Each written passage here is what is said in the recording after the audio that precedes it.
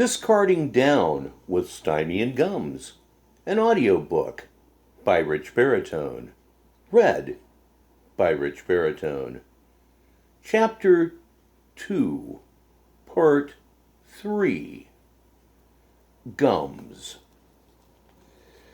My husband was very controlling, since I flatly refused to get a job, shower, or serve any useful function whatsoever. I left him and moved back with Stymie until I found an old refrigerator to live in.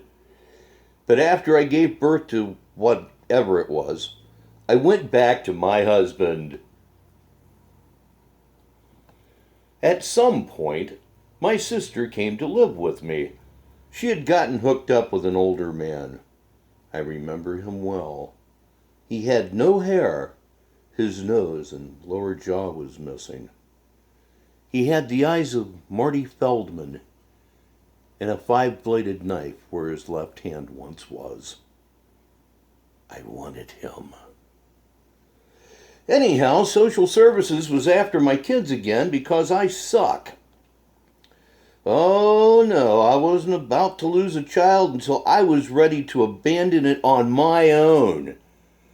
So we got a U-Haul van and headed to Arkansas for my birth certificate and ID. Seriously, if you think my ass is huge, you should see my ID. And don't even get me started about my birth certificate. Then we got to Mexico, where I was pimped up by coyotes. I actually lost money. My husband started to beat me because I wasn't good at even prostitution. I was going to leave, but his mother convinced me to stay in Mexico. I found out later she just liked to see me get my ass kicked.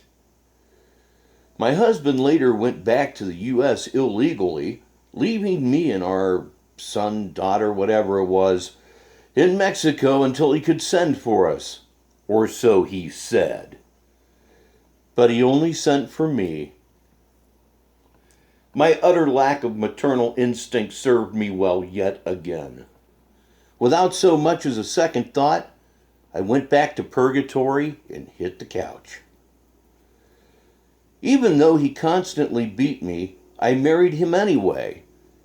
That's not my fault. The very next day, he cheated on me with a goat.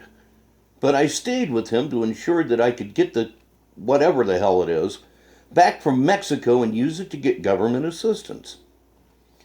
He promised me that within the year, I could go to Mexico and get his anchor baby, which I did.